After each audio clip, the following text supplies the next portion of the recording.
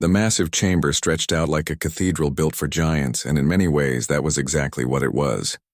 47 different species had representatives sitting in the curved rows of seats, each delegation separated by environmental barriers that kept their specific atmospheres contained. Some breathed methane, others required intense heat, and a few existed in conditions that would kill most carbon-based life forms instantly. The Galactic Council had spent thousands of years perfecting this space, making it the crown jewel of diplomatic achievement in known space. Ambassador Karen Walsh sat in the human section, which was located near the back of the chamber. The positioning was not accidental. For 20 years, humanity had occupied these same seats, always in the rear, always treated as observers rather than true participants. She smoothed down her dark blue suit jacket and glanced at the datapad in front of her. The screen showed a single message from Earth High Command, and she had read it so many times that she could recite it from memory. Admiral Peter Grant sat beside her, his military uniform crisp and perfectly pressed. He was a tall man with gray hair and sharp eyes that missed nothing. Every few minutes he would check his own datapad, confirming that the fleet was in position. Everything was ready. They had spent months planning for this moment, running through simulations and backup scenarios. Now they just had to wait for the Council to make their final mistake. The Vraxian Trade Minister was speaking, his translator device converting his clicking sounds into standard galactic language. He was complaining again about human trade practices, calling them aggressive and unsuitable for civilized space. Karen had heard the same speech a dozen times before. The Vraxians did not like competition, and human merchants had been winning contracts that the Vraxians considered their birthright.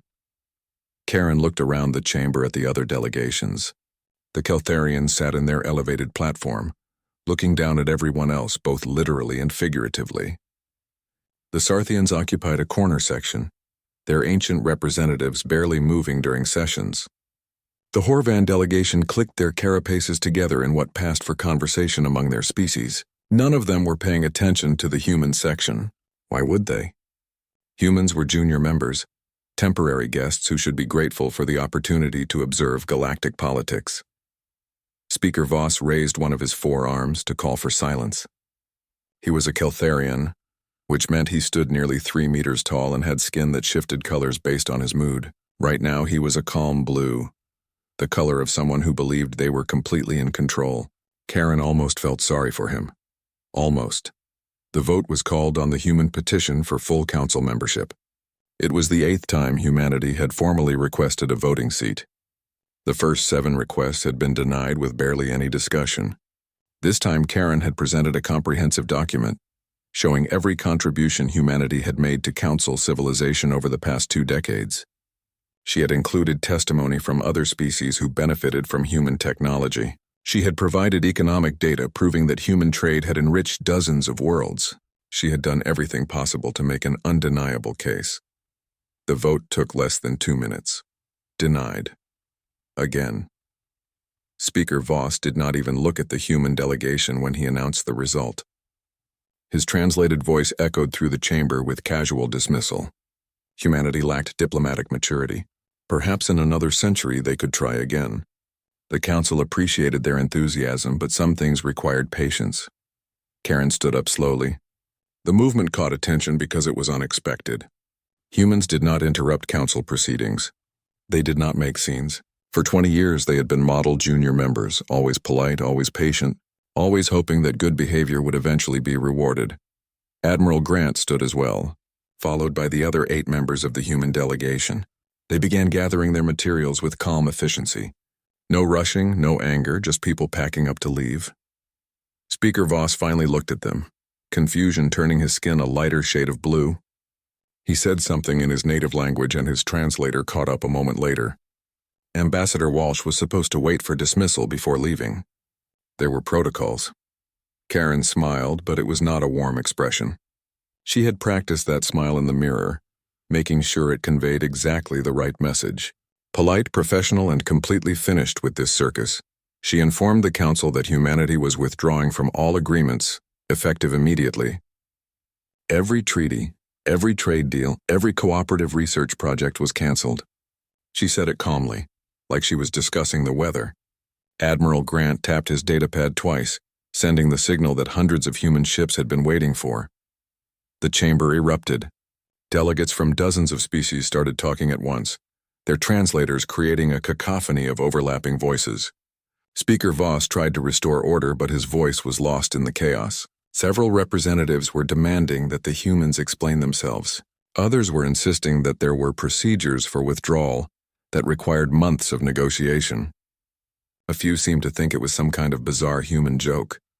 Karen walked toward the exit, her delegation following in a neat line. Speaker Voss managed to make himself heard over the noise, declaring that humanity could not simply leave. There were legal obligations, contractual requirements, responsibilities that could not be abandoned. She stopped at the door and turned back to face the chamber. For 20 years she had stood in this room and listened to species after species explain why humanity was not ready, not mature enough, not sophisticated enough for true membership. She had smiled and nodded and filed reports back to Earth describing each humiliation in clinical detail. She had watched as human scientists made breakthroughs that were credited to other species. She had seen human technology adopted across council space with barely a thank you. She had attended ceremonies where the council congratulated itself for being generous enough to allow humans to participate. She told Speaker Voss that humanity had followed council protocols for 2 decades. They had been patient. They had been respectful. They had contributed more to galactic civilization than most species did in their first century of membership. And in return, they had been patted on the head like children and told to wait their turn. She said goodbye to the council members, her voice steady and clear. She told them that humanity would remember this treatment. Then she walked out and the rest of the human delegation followed. Behind them, the council chamber descended into chaos as 47 species began to realize that something unprecedented had just happened. For the first time in recorded history, a species had voluntarily walked away from the Galactic Council, not because they were primitive or aggressive or unsuitable, but because they had decided the Council was not worth their time. In orbit above the Council homeworld, the human diplomatic ship began powering up its quantum drive. Within the hour, every human vessel in Council space would begin the synchronized withdrawal. They were going home, and they were taking everything with them. The HDV Lincoln was the largest diplomatic vessel humanity had ever built, and Captain Lisa Moore stood on its bridge watching the tactical display with satisfaction. Hundreds of green dots were moving across the screen, each one representing a human ship beginning its journey home. They had practiced this maneuver dozens of times in simulation, but seeing it happen in reality was something else entirely. Every cargo hauler, research vessel, military escort, and civilian transport was moving in perfect coordination. There was no confusion, no panic, no scrambling to figure out what to do next. Earth had been planning this withdrawal for 6 months. The communications officer turned in her seat and reported that 17 different council species were sending urgent messages demanding that the human fleet stop and return for negotiations. Lisa told her to ignore every single one of them. Their orders from Earth High Command were crystal clear. No more talking, no more explaining, no more justifying their decisions to species that had never respected them in the first place. They were going home and nothing was going to stop them. Down in the science section of the Lincoln, Dr. Raymond Pierce was packing up his xenobiology laboratory with mixed feelings. He had spent 5 years working in this facility, conducting research that had genuinely excited him. The Sarduvian research team had been pleasant colleagues, and he had enjoyed their discussions about cellular biology and genetic drift. But even they had treated his work as interesting hobby projects rather than serious science. When Raymond had discovered the cure for Rothian cell decay, a disease that killed thousands of Rothians every year, the Council Medical Board had given primary credit to his Sarduvian supervisor. The man had contributed almost nothing to the research, but he was from an established species and Raymond was just a human. Raymond carefully sealed the last container of samples and made sure that every piece of human technology was either packed or disabled. The Council had a habit of copying human innovations without permission, and he was not going to make that easy for them. Every computer system had been wiped clean. Every piece of specialized equipment had its core processors removed. If the Council wanted to continue the research, they would have to start from scratch using their own considerably slower methods. The ship-wide announcement echoed through every corridor. All personnel were ordered to prepare for quantum jump. They were taking the long route home, avoiding every council checkpoint and way station. No stops, no delays, no opportunities for some council official to board their ships and demand explanations. Lisa watched the countdown timer on her screen. The Lincoln's quantum drive was spinning up, creating a harmonic hum that resonated through the entire ship. Every spacer in the galaxy recognized that sound. It meant someone was leaving, and depending on the circumstances, it could mean anything, from routine travel to desperate escape. In this case, it meant something that had never happened before. An entire species walking away from galactic civilization, because that civilization had failed to treat them with basic respect. The timer hit 0, and the Lincoln folded space around itself. One moment, the massive ship was visible on every sensor in the system, a gleaming testament to human engineering. The next moment, it was gone, leaving behind only residual quantum signatures that would fade within minutes. Behind the departing human fleet, Council Space was beginning to understand what it had lost. At Terminus Station, the largest commercial hub in Council territory, Dock Manager Quellen was experiencing the worst day of his career. He was a Horvan, which meant he had 16 eyes and could monitor multiple tasks simultaneously. Right now, all 16 eyes were showing him disaster. Berth after berth was emptying as human ships departed. The humans were not leaving anything behind either. Medical equipment that had been on loan to the station's hospital was being loaded onto transports. Industrial fabricators that human companies had installed in the manufacturing district were being disconnected and hauled away. Computer systems that ran everything from environmental controls to docking procedures were being shut down or wiped clean. Even the small details were disappearing. The coffee plants in the agricultural section were being dug up and taken away. The entertainment databases that provided movies and music for dozens of species were being deleted. The humans were removing every trace of their presence.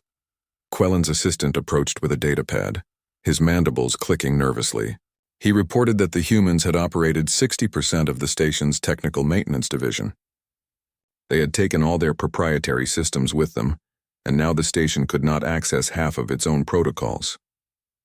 The environmental systems were running on backup procedures that nobody fully understood. The docking control network was showing error messages in human languages that no translator could properly interpret. The medical bay was reporting that critical equipment was non-functioning without human technicians to maintain it. Quellen pulled up the station's operational overview and felt his breathing sacs constrict with fear. Red warning indicators were appearing across every major system. The humans had not sabotaged anything, which somehow made it worse. They had simply removed their technology and their expertise, revealing just how dependent Terminus Station had become on their contributions. The council species that remained did not know how to fix the problems because they had never bothered to learn. Why would they? The humans had always been there to handle it. Quellen ordered his assistant to contact council headquarters immediately. They needed someone in authority to understand what was happening. This was not just about Terminus Station. If the humans had integrated themselves this deeply into one facility, they had probably done the same thing across hundreds of worlds. The council needed to grasp the scope of this catastrophe before it spiraled completely out of control. But at council headquarters, everyone in authority was dealing with their own cascading crisis. The quantum communication network that connected thousands of worlds was experiencing failures. Human engineers had designed most of the protocol architecture, and without them, the system was degrading rapidly. Trade routes that had functioned smoothly for years were suddenly disrupted because human merchant vessels had been carrying nearly half of all interstellar cargo. Medical facilities across council space were reporting shortages of pharmaceuticals that human companies had been manufacturing. Entertainment networks were going dark as human content was pulled from distribution. Agricultural worlds were facing crop failures because human farming techniques had been boosted yields beyond natural levels. On the bridge of the Lincoln, now safely in quantum transit, Lisa allowed herself a moment of satisfaction. For 20 years, humanity had been told they were not ready for true membership in galactic civilization. They had been treated as children who needed guidance and patience and constant supervision. The Council had accepted every benefit that humans provided while simultaneously insisting that humanity was not sophisticated enough to deserve respect. Now the Council was learning what happened when you took people for granted. Lisa had reviewed the withdrawal plans dozens of times, and she knew exactly how much damage humanity's departure would cause. It was not permanent damage. Eventually, the Council species would relearn how to maintain their own systems, manufacture their own medicines, grow their own food, and transport their own cargo. But eventually was going to take years, and those years were going to be painful. The Lincoln dropped out of quantum space at a predetermined rendezvous point. More human ships were arriving by the minute, forming up into organized convoy groups for the final jump to Earth. Lisa opened a fleet-wide channel and told every captain that they had done well. The withdrawal had been executed perfectly. No ships lost, no personnel left behind, no mistakes that the Council could exploit. Raymond Pierce stood in his empty laboratory and looked around one final time. 5 years of his life had been spent in this room, making discoveries that should have earned him recognition and respect. Instead, he had been patted on the head and told that someday, when humanity grew up, they might be ready for real responsibility. He turned off the lights and sealed the door behind him. The Council could have this empty room. Humanity was taking everything that actually mattered. 3 days had passed since humanity walked out of the Council chamber, and Speaker Voss was beginning to understand the true meaning of catastrophe. The emergency session had been called within hours of the human departure, but it had taken 3 full days for the scope of the disaster to become clear. Now he stood in front of the Council chamber, looking at representatives who had abandoned all pretense of diplomatic dignity. These were not the calm and sophisticated leaders of galactic civilization. These were frightened people watching their worlds fall apart. Voss called for order, but his voice was barely audible over the chaos. The Mrendari representative was not waiting for permission to speak. She was already shouting about the quantum communication network failures. Her species had designed the original framework centuries ago, but the humans had upgraded and expanded it over the past 15 years. They had improved the protocol architecture, increased bandwidth capacity, and created redundancy systems that made the network incredibly reliable. Now those improvements were failing, and the Mrendari engineers could not understand the human documentation. The technical manuals were written in human languages and mathematical frameworks that made perfect sense to human technicians, but were nearly incomprehensible to anyone else. Horvan Trade Minister stood up without being recognized, his carapace clicking with agitation. He reported that human merchant vessels had been transporting 42% of all interstellar cargo in Council space. That number shocked even Voss, who thought he understood the economic situation. The humans had not just been participating in galactic trade. They had been dominating it through efficiency and reliability. Now those ships were gone, and the entire trading network was collapsing. His homeworld was facing shortages of basic goods because shipments were not arriving on schedule. The Planetharian health coordinator interrupted with news that was somehow worse. Human pharmaceutical companies had been providing treatments for 17 different species-specific conditions. These were not optional medicines or lifestyle drugs. These were critical treatments that kept people alive. The humans had developed them through research that other species had considered impossible or not worth the effort. Now the supply had been cut off completely, and the research databases had been locked behind encryption that Council computer experts could not break. People were dying because there were no alternatives available. Voss tried again to maintain order, but the complaints kept coming like waves crashing against a shore. Human agricultural technology had increased food production on hundreds of worlds. Human entertainment media had become beloved across dozens of species, creating entire industries around distribution and commentary. Human industrial fabrication techniques had revolutionized manufacturing, making products cheaper and better quality than traditional methods. Human computational systems ran critical infrastructure on worlds that had never bothered to maintain their own expertise because the humans were always there to handle it. In just 3 days, the absence of one species had revealed a truth that nobody wanted to acknowledge. Humanity had become the foundation holding Council civilization together, and nobody had noticed because they had been too busy looking down on the young species that had not earned their respect. Ambassador Krell of the Sarthian Collective stood slowly.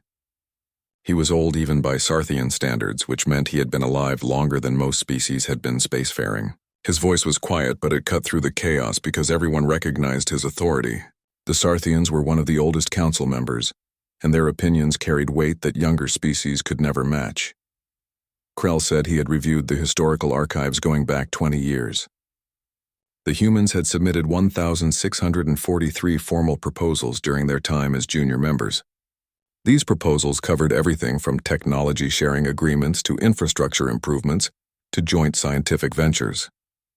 The Council had approved 91 of them. Less than 6%. The chamber fell completely silent. Even the species that had been shouting moments before stopped to absorb that number. 6%. For 2 decades, humanity had been trying to contribute to galactic civilization, and the Council had rejected almost everything they offered. Krell continued speaking in that same quiet voice. Humanity had applied for full membership 8 times. 8 formal petitions, each one more comprehensive than the last. Each one had been denied with barely any discussion. The Council had rejected their voting rights while simultaneously incorporating their innovations into every aspect of daily life.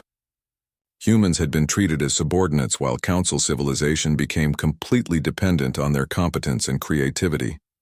Speaker Voss asked what Krell suggested they do. His skin had turned a dark purple that indicated deep distress. He was beginning to understand that this crisis was not going to be resolved with standard diplomatic procedures. Krell said they needed to admit they had made a catastrophic mistake and attempt to repair the damage before it became irreversible. The words hung in the air like an accusation. The Galactic Council did not make mistakes. The Council represented thousands of years of accumulated wisdom and diplomatic experience. Admitting error would undermine the entire foundation of their authority. The Vraxian minister objected immediately. He insisted that the humans were just being emotional and prideful. They would calm down in a few months and realize they needed the Council more than the Council needed them. This was just a tantrum thrown by a young species that did not understand how galactic politics worked. Krell turned to look directly at the Vraxian minister and asked a simple question. What did humanity need from the Council? What resource or service or opportunity did Earth require that they could not provide for themselves or acquire elsewhere? The Vraxian minister opened his mouth to answer and then stopped. He looked around the chamber as if seeking support from other delegates. Nobody spoke. The question hung there unanswered because there was no good answer. Humanity did not need the Council for resources. Earth was rich in materials and had colonies on dozens of worlds. They did not need Council technology because human innovation had surpassed most species in practical applications. They did not need Council protection because the human military was modern and effective. They did not need Council trade networks because human merchants had been building their own relationships across the galaxy. The truth was becoming clear to everyone in the chamber. Humanity had joined the Council seeking recognition and partnership.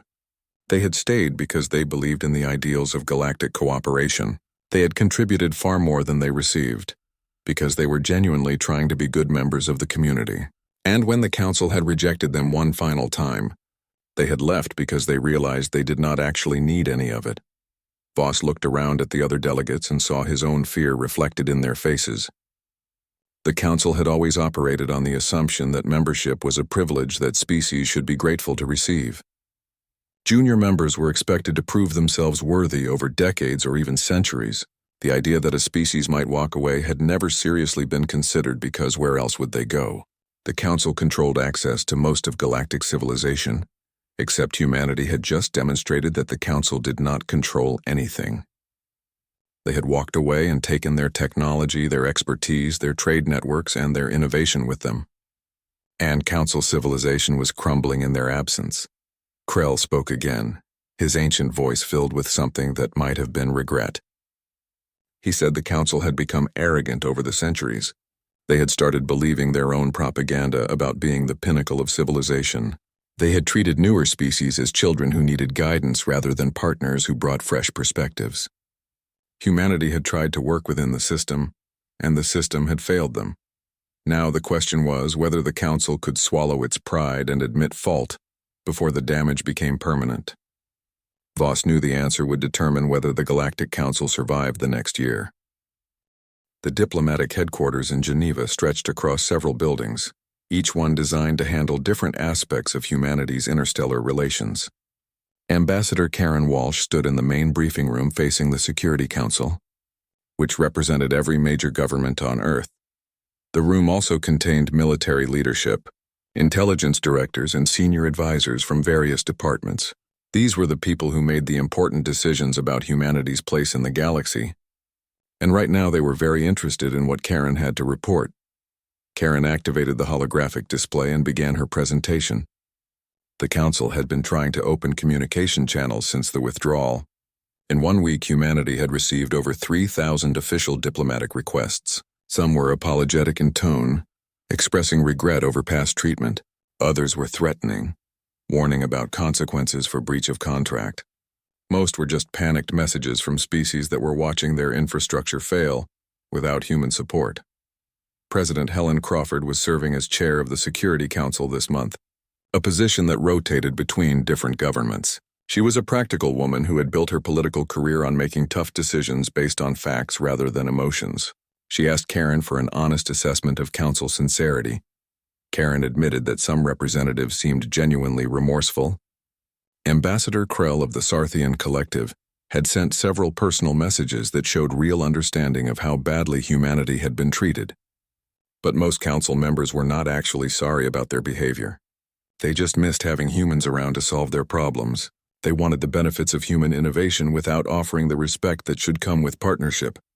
Admiral Peter Grant brought up tactical displays showing Council space divided into different colored zones. Military intelligence had detected concerning movements from several species. The Vraxians in particular were making aggressive statements about forcibly retrieving human citizens who had left specialized projects incomplete. They were claiming breach of contract and threatening legal action backed by military force. General Paul Mason spoke up from his position near the back of the room. He was a veteran of the resource wars that had nearly destroyed Earth a century ago, and he did not respond well to threats.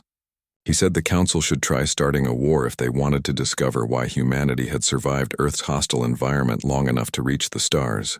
Human fleet positioning was solid, and any species that wanted a fight would regret the decision.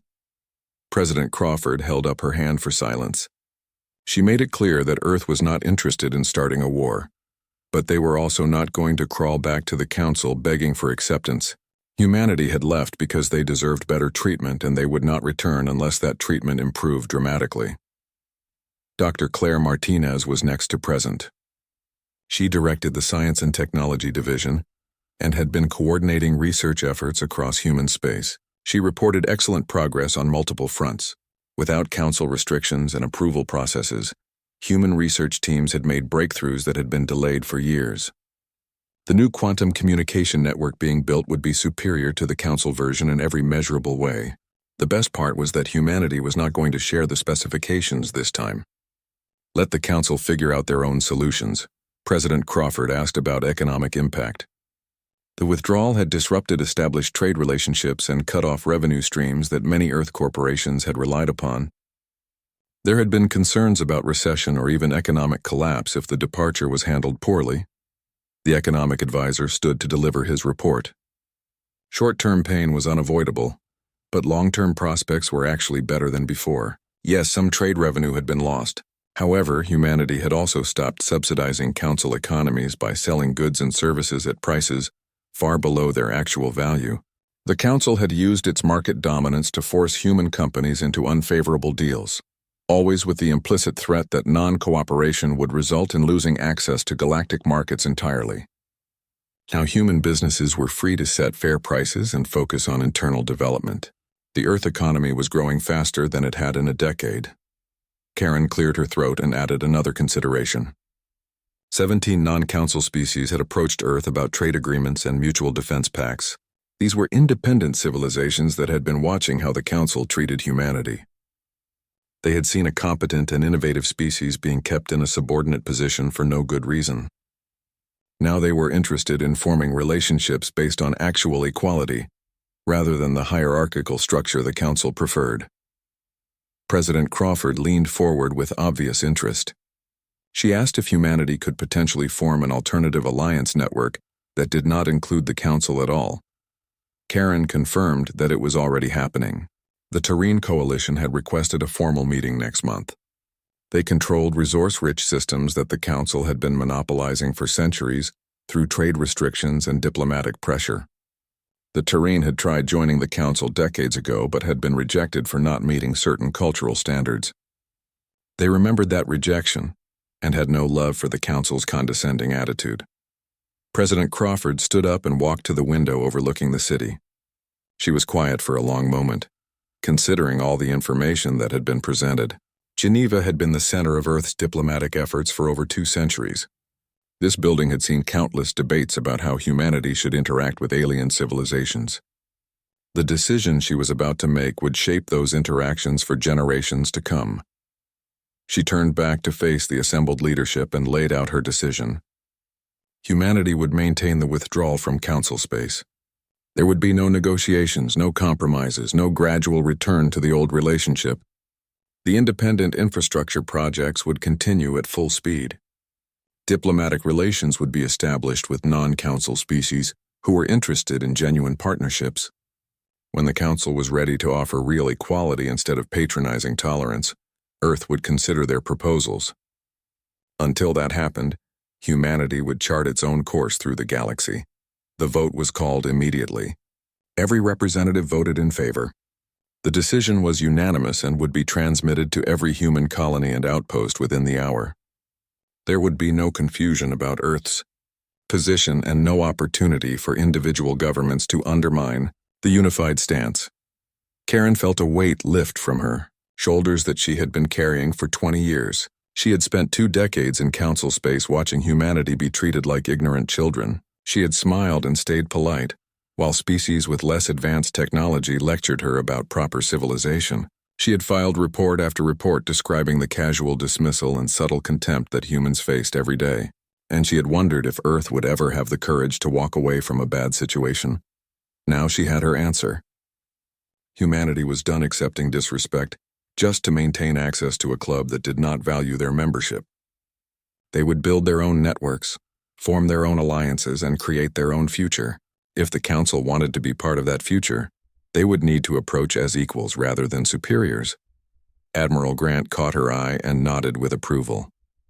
He had been skeptical about the withdrawal plan at first, worried about the military implications of leaving council protection agreements. But the past week had proven his concerns unnecessary. The human fleet was more than capable of defending Earth's interests, and the strategic positioning had actually improved, since they were no longer bound by council movement restrictions. President Crawford dismissed the meeting and told everyone to begin implementing the approved plans. There was enormous work ahead. New trade routes needed to be established. Communication networks had to be completed. Diplomatic relationships with independent species required careful cultivation. The Terran Alliance, as they were calling the new organization, needed a proper framework and governing structure. But for the first time in 20 years, humanity was moving forward on their own terms. They were not asking permission or waiting for approval from species that considered themselves superior. They were acting as the sovereign and capable civilization they had always been. The galaxy was about to learn that respect could not be demanded or withheld at will. It had to be earned through mutual recognition and fair treatment. The council had failed that basic test. Now humanity would show them how it should be done. 6 months had passed since humanity walked out of the Galactic Council chamber, and the building looked the same on the outside, but everything inside had changed. The casual arrogance that had characterized council proceedings for thousands of years was gone, replaced by nervous tension that made every session feel like a crisis meeting. Speaker Voss stood at his podium preparing to open another emergency session, and he could see the fear in the faces of representatives who had once considered themselves the undisputed masters of galactic civilization. Voss began the session without the usual ceremonial pleasantries. The situation was too serious for pretense. The quantum communication network had experienced 3 catastrophic failures in the past month alone. Council technicians could keep the system running at basic levels, but they could not prevent the cascading errors that kept appearing in subsystems they did not fully understand. Every failure meant hours or even days of lost communication between worlds, and the economic impact was staggering. Ambassador Krell spoke up before anyone else could begin the usual complaints. He had information that was going to make the situation even worse. Humanity had established something called the Terran Alliance, which was a separate interstellar organization with 23 member species.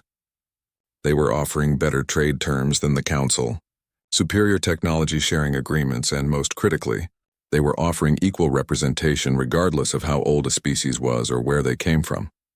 The Vraxian minister immediately accused humanity of stealing Council members. His tone was outraged, as if humans had committed some kind of crime by forming their own alliance. Krell turned to look at him with an expression that conveyed exactly how little patience he had left for that kind of thinking. Krell corrected the Vraxian sharply. Humanity was not stealing anyone. They were offering species what the Council should have offered humanity from the beginning: respect, partnership, and fair treatment.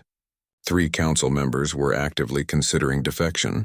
The Mundari had already opened formal negotiations about joining the Terran Alliance. They were tired of being treated as junior partners, despite their significant contributions to galactic science. Voss felt his skin shift through several colors as his emotional control slipped. Purple for distress, orange for anger, gray for despair. The Council's credibility was being destroyed, and there seemed to be nothing he could do to stop it. The organization that had maintained galactic order for millennia was falling apart because they had failed to treat one species with basic dignity. Krell continued speaking, his ancient voice filled with a determination that commanded attention. The Council had failed, but failure did not have to be permanent. They needed to send an official delegation to Earth, not to demand anything or lecture anyone about proper procedure, but to negotiate a genuine alliance between equals.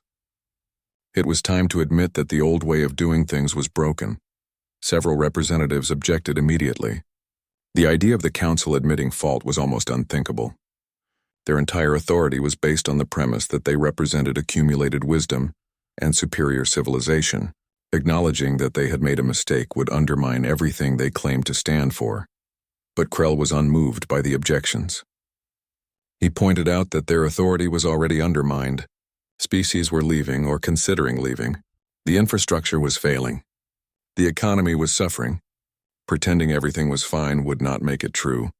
They could either adapt to reality or watch the Council collapse completely. The vote to send a delegation passed after hours of debate. It was not unanimous, but it had enough support to move forward. Voss selected Krell to lead the delegation because he seemed to be the only representative who genuinely understood what had gone wrong.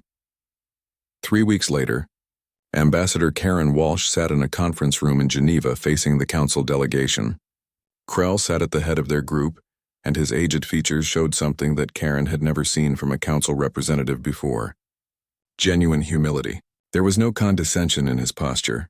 No subtle superiority in his tone. He looked like someone who understood that he was asking for a favor, rather than granting one. Krell began with a formal statement that must have cost him considerable effort to deliver. He said the delegation came not as representatives of a superior authority, but as equals seeking to repair a relationship they had damaged through arrogance and short-sightedness. The words were carefully chosen, and Karen appreciated the effort, but she was not going to make this easy for them. She told him to continue, her voice neutral. Krell laid out the Council's offer: full membership for humanity with complete voting rights, retroactive to 20 years ago, formal apologies and financial reparations for unauthorized use of human technology, joint governance protocols where humanity would have equal voice in all Council decisions. It was everything humanity had been asking for and more. Karen asked the obvious question: what did the Council want in return? There had to be something. The Council did not give away power and authority without expecting something back. Krell's response was surprisingly honest. He admitted that realistically they hoped humanity would help fix the mess that had been created by driving them away. But more than that, they hoped to learn from humanity's example. The Terran Alliance had shown the Council what they should have been all along: a true partnership of different species working together rather than an oligarchy of old civilizations, maintaining status by suppressing younger ones.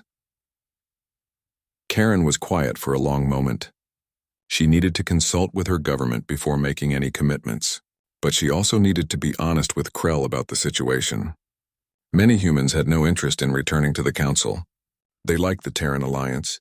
They liked being respected for their contributions instead of being patted on the head and told to wait their turn. Krell said he understood completely.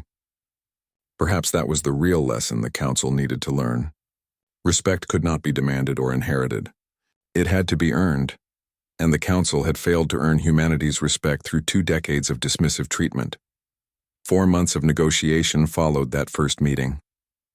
The discussions were difficult because Earth was not desperate for an agreement. The Terran Alliance was thriving, human technology was advancing rapidly without Council restrictions, and trade with independent species was proving highly profitable. The Council needed humanity more than humanity needed the Council, and everyone involved knew it. The final agreement was signed on a cold winter morning in Geneva. Humanity officially rejoined the Galactic Council as a full member with comprehensive voting rights and guaranteed representation in all major decisions. But they maintained the Terran Alliance as a separate entity, and the balance of power in the galaxy had shifted permanently. The Council would never again be the unquestioned authority it had been for millennia. The first session of the new Council era opened with Speaker Voss looking directly at the human delegation, which now sat in a prominent position near the center of the chamber, instead of in the back. He invited Ambassador Walsh to present humanity's proposals for improving Council operations, and his tone made it clear that he expected those proposals to be taken seriously. Karen stood and organized her notes with quiet satisfaction. 20 years of fighting for recognition had taught humanity valuable lessons about standing firm when faced with condescension. The galaxy was learning those lessons now too. She began outlining a series of reforms designed to make Council membership more equitable for all species, regardless of age or origin. Admiral Peter Grant watched from his seat in the human section. He had opposed the reconciliation at first, preferring to let the Council collapse under the weight of its own arrogance. But President Crawford had convinced him that rebuilding was better than destruction. The galaxy needed some kind of organizing structure, and a reformed Council could serve that purpose better than anything else. As Karen spoke about voting reforms and representation standards, Grant reflected on what humanity had accomplished. They had walked away when respect was denied. They had built their own alliance based on equality and mutual benefit. They had proven they did not need the Council to survive or thrive. And because they had proven all of that, the Council had finally been forced to offer genuine partnership instead of patronizing tolerance. That was real power. Not the power to destroy or conquer, but the power to walk away from a bad situation and build something better. The Council had learned it could not afford to lose humanity. Other species had learned that alternatives to Council membership existed. And humanity had learned that sometimes earning respect required being willing to leave the table entirely. The galaxy would never be quite the same. The old order where ancient species dictated terms to younger ones was finished. In its place was something more complex and more fair. It would not be perfect, but it would be better. And that was all anyone could really ask for.